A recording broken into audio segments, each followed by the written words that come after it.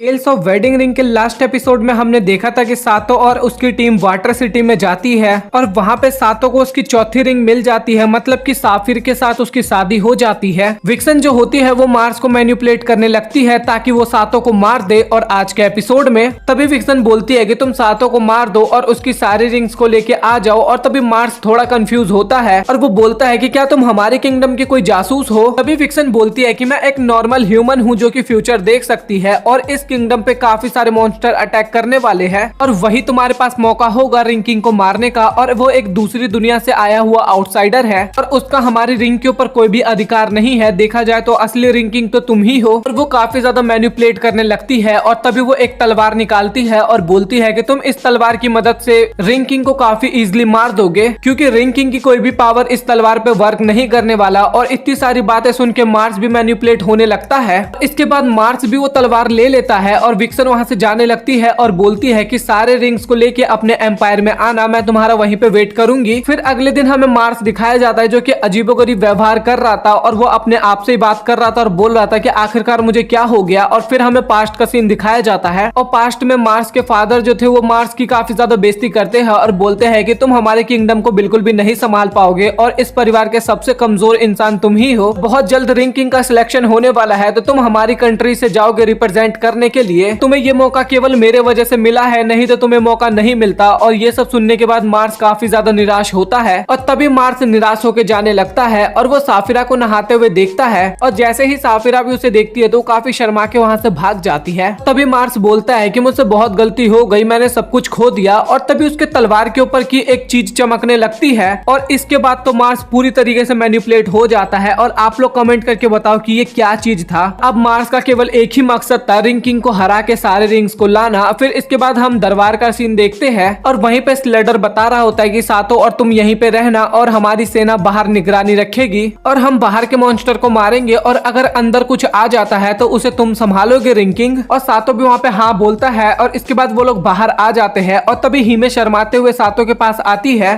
तभी सातो पूछता है कि तुम्हें क्या हुआ और तभी हीमे काफी शर्माते हुए सातो को किस कर लेती है और फिर बोलती है कि तुम बैटल में जा रहे हो तो तुम्हारी पावर को भी एक्टिवेट करना होगा। और वहाँ पे सातो भी काफी शर्माने लगता है और फिर इसके बाद ग्रानाड आती है और वो बोलती है कि अब मेरी बारी। तभी वो भी सातो को किस करने लगती है और तभी हीमे बोलती है कि अरे तुम रुको, तुम क्यों कर रही हो। और तभी ग्रानाड बोलती है कि क्या हुआ सातो, मेरा भी तो हस्बैंड है। तभी वहाँ पे शर्माते हुए नेफिटीज आती है और वो बोलती है कि क्या मैं भी कर सकती हूँ। तभी हीमे भी काफी गुस्से में बोलती है कि क्या नेफिटीज तुम्हें भी करना है। और तभी नेफिटीज वहाँ पे रोने लगती है और बोलती है कि मैं भी तो वाइफ हूँ, तो मेरा भी तो हक बनता है करना। तभी हीमे बोलती है कि मेरा कुछ और मतलब था, तुम कर सकती हो। और इसके बाद नेफिटीज भी सातो के गाल पे किस करती है और उनकी ये सब हरकतें देख के साफिर का तो अलग ही बिहेवियर होता है और वो सोचती है कि आखिरकार ये लोग कर क्या रहे हैं। तभी एलिबेस्टर इसको एक्सप्लेन करने लगते हैं कि रिंग किंग का कनेक्शन जितना ज्यादा उनकी वाइफ के साथ होगा उतना ही रिंग किंग का पावर बढ़ेगा। और मार्स उन्हें दूर से देख रहा था और काफी ज्यादा गुस्से में भी होता है। तभी हमें स्लेडर की सेना को दिखाया जाता है जो कि मॉन्स्टर से लड़ रहे थे और स्लेडर साइड में खड़े होकर देख रहा था। तभी एक सेना आता है स्लेडर के पास कुछ बोलने के लिए। तभी वो बताता है कि लीडर जो बॉस मॉन्स्टर है वो पैलेस के ऊपर ही अपेयर हुआ है, तो हमें वहाँ पे जल्दी से सेना भेजना होगा। स्लेडर बोलता है कि वहाँ भेजने की कोई जरूरत नहीं है, हम यहीं पे संभालेंगे, वहाँ पे रिंग किंग अकेले ही उन सबको संभाल लेगा। तभी पैलेस के पास बहुत ही बड़ा सा मॉन्स्टर अपेयर होता है और इसके बाद सभी प्रिंसेस अंदर चली जाती है। तभी एलिबेस्टर और मार्स उस मॉन्स्टर से लड़ने के लिए रेडी हो रहे थे, लेकिन तभी पीछे से मार्स आता है अपनी तलवार लेके सातो को मारने के लिए। लेकिन एलिबेस्टर उसको ऐसा करते हुए देख लेता है और वो सातो को साइड हटने के लिए बोलता है और तभी सातो साइड हटता है और मार्स के अटैक को डॉज कर देता है।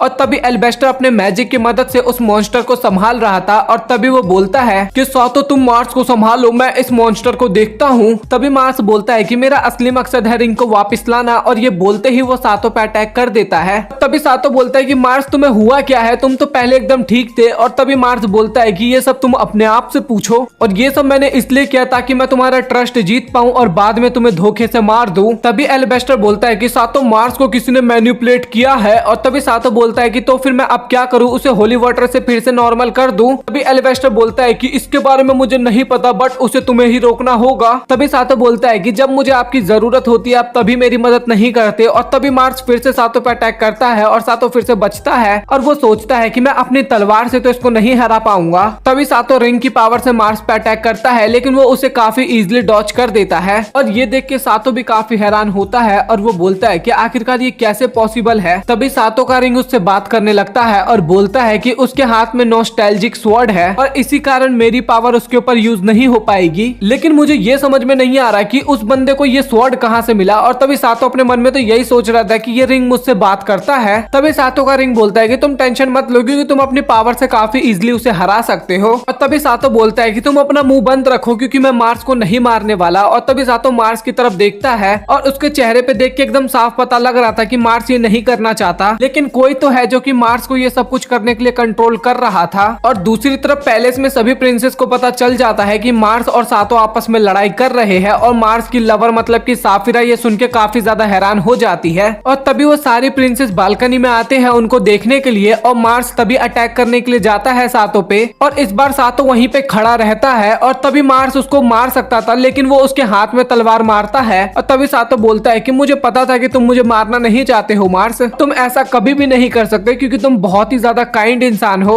और ये सब सुन के मार्स वहीं बैठ जाता है और बोलता है कि सातो प्लीज तुम मुझे मार दो क्योंकि मेरी लवर ने मुझे छोड़ दिया है, मैं रिंग किंग भी नहीं बन पाया, मैं तुम्हें चोट भी पहुंचाया हूँ, तो मैं एक फेलियर हूँ और मुझे और जीने का हक नहीं है और मैं एकदम यूजलेस इंसान हूँ। तभी सातो बोलता है कि तुम एक यूजलेस इंसान नहीं हो, अगर तुम मेरे साथ नहीं होते तो मैं कभी भी यहाँ तक नहीं पहुँच पाता और मैं इस जर्नी में अभी तक नहीं होता अगर तुम मेरे साथ नहीं होते तो। और ये सब सुन के मार्स को भी काफी अच्छा फील होता है। और तभी सातो बोलता है कि तुम मेरे दोस्त हो और मेरे साथ रहो। तभी उसका रिंग बोलता है कि मार्स के स्वॉर्ड पे जो सर्कल सा गोला है उसको तोड़ दो। और इसके बाद सातो यही करता है और उस गोले को तोड़ देता है और इसके बाद मार्स फिर से नॉर्मल हो जाता है। और दूर से ये सब कुछ विक्सन देख रही थी और विक्सन भी बोलती है कि मैं इस बार भी हार गई। और तभी हमें एलिवेस्टर दिखाए जाते हैं जो कि बोलते हैं कि सातो जल्दी से मेरी मदद करो, मैं इससे ज्यादा इसे नहीं रोक सकता। और इसके बाद वो मॉन्स्टर हीमे पे अटैक करता है लेकिन ग्रानाट उसे बचा लेती है और तभी वो मॉन्स्टर साफिरा को पकड़ लेता है। और ये देख के मार्स काफी डर जाता है और तभी वहाँ पे विक्सन आ जाती है। और तभी एलिवेस्टर बोलता है मुझे पता है कि इन सभी मॉन्स्टर को तुम ही यहाँ पे ला रही हो और तुम ही इन मॉन्स्टर को भी कंट्रोल कर रही हो। और तभी विक्सन बोलती है कि मुझे ये सब काम करने में काफी मजा आता है और मार्स कुछ भी करने की कोशिश मत करना, नहीं तो मैं साफिरा को मार दूंगी और जल्दी से मुझे सभी रिंग ला के दो। तभी मार्स बोलता है कि हाँ मैं सातो से काफी ज्यादा जलता हूँ और मैंने उसको मारने की कोशिश की लेकिन मैं ऐसा नहीं हूँ, अब मुझे पता है कि मुझे कैसे जीना है और अब मैं अपने रास्ते पे चलूंगा। और तभी वो आगे बढ़ता है और बोलता है कि साफिरा क्या तुम मुझसे शादी करना चाहोगी।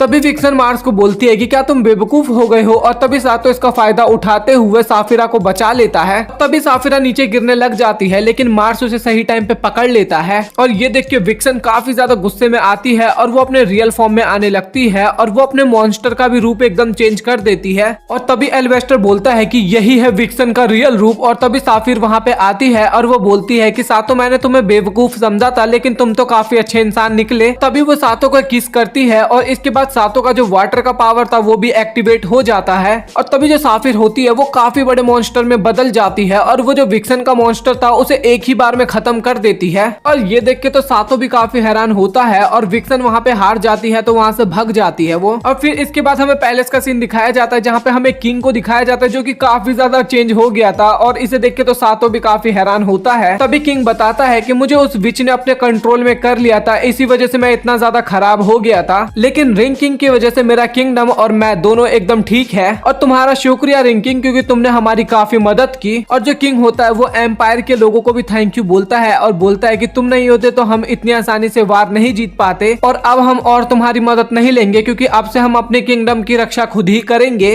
और तभी किंग बोलता है कि साफिर अब तुम काफी बड़ी हो गई हो। और साफिर भी अपने पापा को एकदम ठीक देख के काफी इमोशनल हो जाती है। तभी किंग बोलता है कि साफिर तुमने फाइनली एक अच्छा सा हस्बैंड ढूंढ लिया। और तभी साफिर बोलती है कि पप्पा आप ये क्या बोल रहे हो, वो तो एकदम बेवकूफ सा लड़का है और बस उसके पास मैजिकल पावर है। और ये सुनने के बाद तो सातो को काफी बुरा लगता है। तभी वहाँ पे मार्स आता है और वो बोलता है कि किंग मैं चाहता हूँ कि मैं आपकी बेटी साफिरा से शादी कर लूँ। और तभी किंग बोलता है कि मार्स तुमने भी काफी अच्छा काम किया और मैंने अपने किंगडम को बचाने के लिए इतना ध्यान दिया कि मैंने कभी भी अपनी बेटियों पे ध्यान ही नहीं दे पाया, मैं कभी भी एक अच्छा फादर नहीं बन पाया और ना ही कभी भी अपनी बेटी की फीलिंग्स को जान पाया। तो फिर मार्स अब तुम मेरी बेटी का ख्याल रखना। और इसके बाद मार्स और साफिरा भी काफी ज्यादा खुश हो जाते हैं। तभी मार्स बोलता है कि सातो मैं तुमसे एक काम में तो आगे हूँ। और यहाँ पे सातो को कुछ भी समझ में नहीं आ रहा होता कि, और तभी सातो चौंकते हुए बोलता है कि क्या तुमने वो कर भी लिया। और तभी स्लेडर वहां से जाने लगता है और तभी मार्स उसको बुलाता है और तभी स्लेडर बोलता है कि विक्सन जो थी उसका हमारे एम्परर से कुछ कनेक्शन है तो मुझे वहाँ पे जाके चेक करना होगा। और तभी वो बोलता है कि मार्स तुम भी कभी भी हमारे एम्परर में आ सकते हो।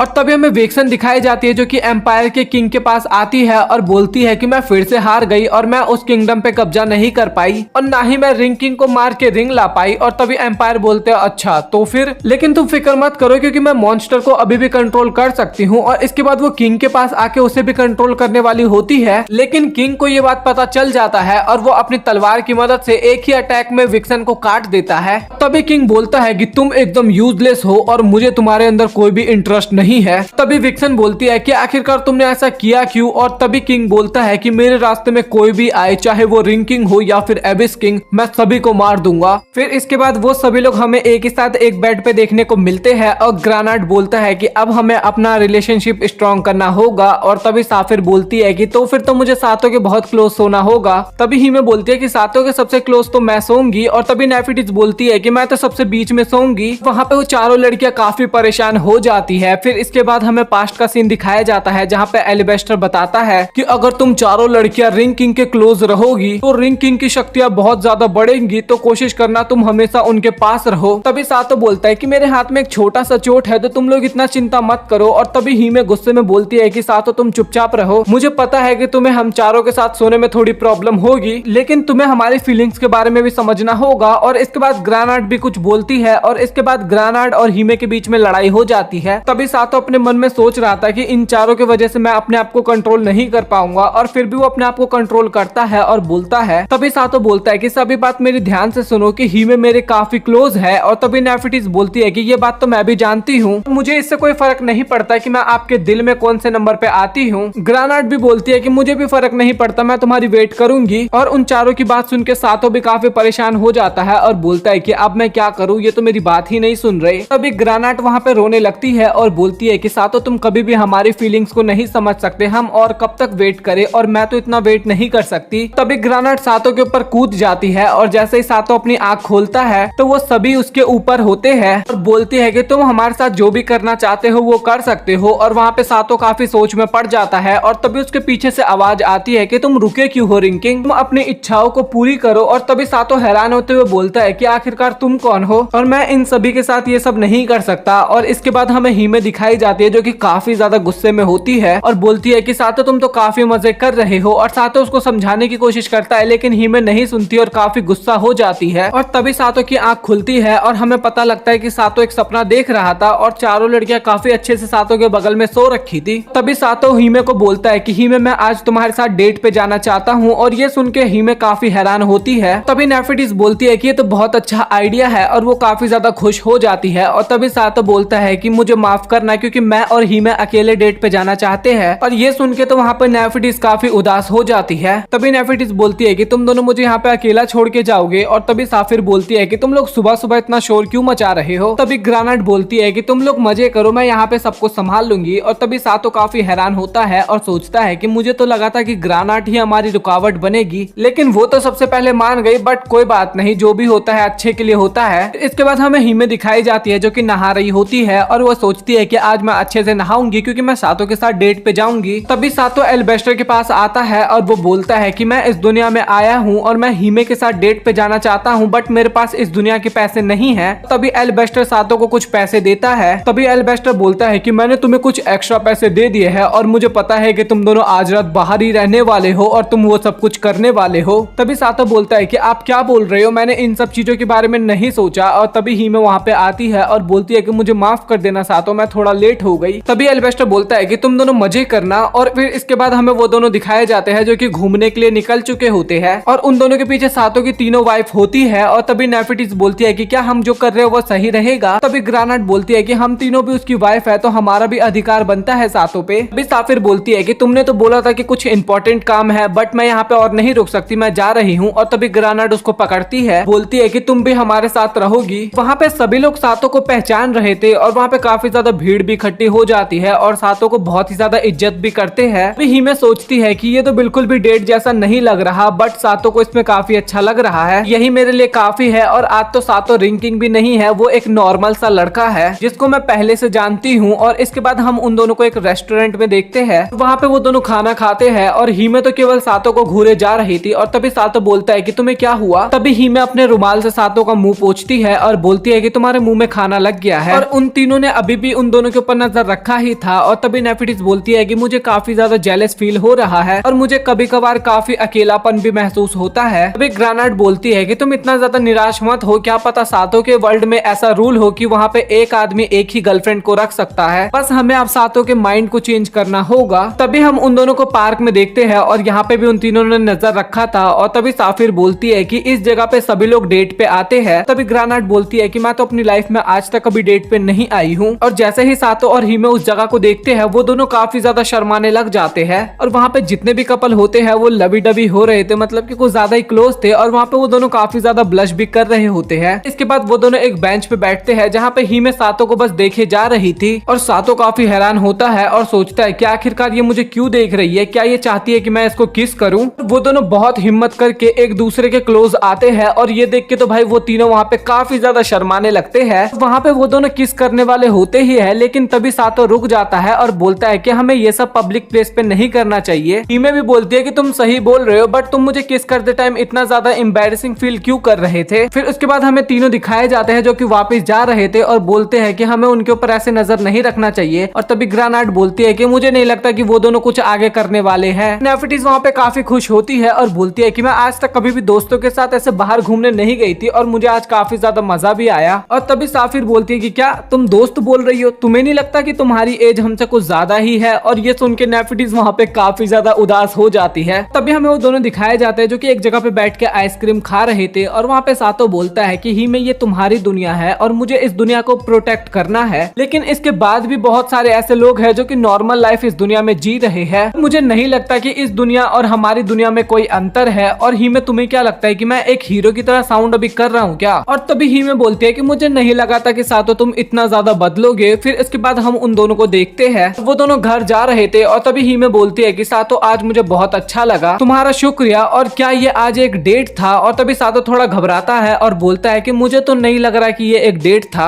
नहीं तुम मेरे बातों का गलत मतलब मत लेना, लेकिन मैं काफी ज्यादा हैरान थी जब तुम मुझे घूमने के लिए ऑफर किए थे। तभी सातो बोलता है कि क्योंकि हम दोनों एक कपल है और नॉर्मल कपल जो करते हैं हमने आज तक वो कभी नहीं किया, लेकिन मैं इन सब चीजों को करने के लिए काफी टाइम से वेट कर रहा था। और ये सुन के हीमे थोड़ा हैरान होती है और बोलती है कि मुझे सुन के अच्छा लगा, लेकिन तुम मुझे हमेशा ही अकेले स्पेशल फील नहीं करवा सकते, क्योंकि मैं तुम्हारी अकेले एक वाइफ नहीं हूँ। तुम्हारा स्पेशल फील करवाने के चक्कर में चीजें और भी ज्यादा खराब हो सकती है। सातो गुस्से में बोलता है कि आखिरकार तुम बोल क्या रही हो, मेरे दिल में सिर्फ तुम ही हो, मेरा दिल नहीं, मेरा दिल ही तुम्हारे लिए है। तभी हीमे उदास होते हुए बोलती है कि ये बिल्कुल ही गलत है, क्योंकि मेरी तरह और भी बहुत सी प्रिंसेस है जिन्होंने अपना घर छोड़ा सिर्फ तुम्हारे लिए, तुम्हें उन लोगों का भी ध्यान रखना चाहिए। और तभी सातो हीमे के काफी क्लोज आता है और बोलता है कि लगता है तुम मेरी बात नहीं समझी। तभी सातो अचानक से हीमे को किस कर लेता है और वो काफी ज्यादा शर्माता है और बोलता है कि लगता है मेरे से आज गड़बड़ हो गया। तभी सातो बोलता है कि जल्दी से घर चलो, मैं घर जा रहा हूँ। और तभी हीमे उसको पकड़ती है और बोलती है कि मैं अभी घर नहीं जा सकती। तभी सातो काफी शर्माता है और बोलता है कि क्या हम वो सब करने वाले हैं, क्या अब मुझे इसे हाँ बोलना चाहिए। और तभी वहाँ पे अचानक से एक रिसेप्शनिस्ट भी आ जाता है। वो पूछता है कि क्या तुम्हें रात के लिए एक कमरा चाहिए। और वहाँ पे सातो का तो लिटरली भाई हैरान हो जाता है और अपने मन में सोचता है कि ये मेरा पहला एक्सपीरियंस होने वाला है, तो लगता है मुझे अब हाँ बोलना पड़ेगा। तभी सातो भी वहाँ पे काफी ज्यादा एम्बैरेसिंग फील करती है और बोलती है कि आखिरकार मैंने इसको क्या बोल दिया। और तभी सातो उसको कुछ बोलने वाला होता है, लेकिन तभी ही मैं बोलती है कि सभी हमारा वेट कर रहे हैं, तो हमें जल्दी से घर जाना चाहिए। तभी सातो वहाँ पे कंफ्यूज होकर बोलता है कि क्या तुम कहना क्या चाहती हो। और तभी ही मैं हंसते हुए बोलती है कि ये हम कभी और करेंगे। इसके बाद वो घर चले जाते हैं। फिर हमें अगले दिन का सीन दिखाया जाता है जहाँ पे वो सभी लोग बैठ के विचार कर रहे थे। तभी साफिर वहाँ पे बोलती है कि मैं रिंकिंग के साथ नहीं जाना चाहती। और एल्बेस्टर वहाँ पे उसे समझाता है कि तुम्हें रिंकिंग के साथ जाना पड़ेगा और तुम्हारे बिना सातो तुम्हारी पावर को यूज नहीं कर पाएगा। और तभी साफिर बोलती है कि रिंकिंग के पास तो ऑलरेडी 3 प्रिंसेस पहले से ही है, तो उसको मेरी क्या जरूरत है। और तभी ग्रेनाड बोलती है कि साफिर तुम नेफिडिस से कुछ सीखो, वो भी घर से बाहर आने में बहुत डर रही थी, लेकिन वो हमारे साथ आई क्योंकि वो सातो को और भी ज्यादा पावरफुल करना चाहती थी। और बहुत समझाने के बाद साफिर मान जाती है। तभी साफिर अपनी बहन को समझाती है कि बहन क्या तुम मेरे बिना यहाँ पे रह लोगी। और तभी उसकी बहन बोलता है कि हाँ दीदी आप जाओ, मैं यहाँ पे पूरे कंट्री को संभाल लूंगी, आप मार्स को लेके भी चिंता मत करो, उसको अब उसके लाइफ का गोल मिल चुका है और मैं उस चीज के लिए भी एकदम खुश हूँ, आप बिना टेंशन के रिंकिंग के साथ जाओ। फिर इसके बाद वो लोग अपने अगले सफर के लिए निकल जाते हैं और वो सफर थोड़ा हार्ड होने वाला था क्योंकि वो रास्ता पहाड़ों के बीच से होके जाता था। तभी साफिर बताने लग जाती है कि पिछली बार रिंग किंग और एबिस किंग के फाइट के बीच में किंगडम ऑफ आर्क के लोग ने रिंग किंग का साथ बहुत अच्छी तरीके से दिया और बहुत बेहतरीन तरीके से लड़ाई भी किया था। उस फाइट में उनके काफी सारे लोग मारे भी गए थे और इसीलिए वो लोग ज्यादा आउटसाइडर को पसंद नहीं करते और उनका पॉपुलेशन भी बहुत ज्यादा कम हो चुका है और उनको ज्यादा कोई डिस्टर्ब ना करे, इसलिए वो अब अंडरग्राउंड में भी रहते हैं। इसके बाद वो लोग माउंटेन के टॉप पे पहुंच जाते हैं और तब एल्बेस्टर बोलता है कि इसके बाद हमें यहाँ से पैदल ही सफर को तय करना होगा और यहीं पे ये एपिसोड खत्म हो जाता है। सो आई होप दोस्तों आप लोगों को ये वीडियो पसंद आया हो। अगर आप लोगों को वीडियो पसंद आया तो वीडियो को लाइक करके चैनल को सब्सक्राइब कर देना। मिलता है अगली वीडियो में, तब तक के लिए गुड बाय।